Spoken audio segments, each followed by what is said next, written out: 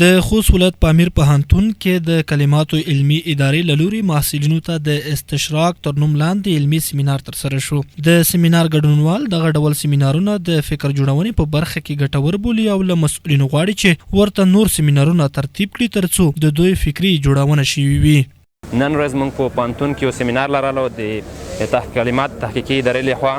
دا سیمینارونه د هغه پوره زده کوونکو پوره ډېر ګټور دي او په راتلونکي کې له دې ادارې څخه نور هم غوښتنه لرو، ځکه چې په دغه برخه کې 100 کلن دا شی کار شوی ده چې کوم موضوعات د اسلام په تړاو دي موږ ته غلط شوي دي، لکه موږ ته غلطه مفکوره کړې ده، غربي مفکوره په اسلام کې موږ ته غربي مفکوره ورکړل شوې ده.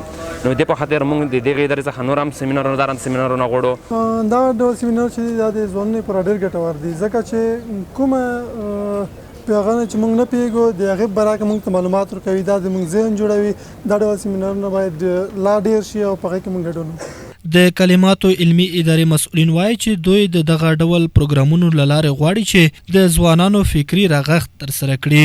دغسې سیمینارونه د محصلینو لپاره او خصوصا د تعلیم یافته قشر لپاره ډېر مؤثر تمامیږي، ځکه د هغه باطلې مفکورې یا باطل فکرونه دي چې ختیځو خلکو یا شرقپوهنې خلکو دغه رنګ نظریې کشف کړي دي ترڅو د مسلمان ځوانانو په مابین کې اختلاف پیدا کړي او دغه اختلاف له وجې نه په مسلمانانو کې ځای ونیسي. کلمات علمي او تحقیقاتي اداره هڅه کوي چې ترڅو په راتلونکي کې د داسې ځوانانو لپاره داسې علمي سیمینارونه برابر کړي.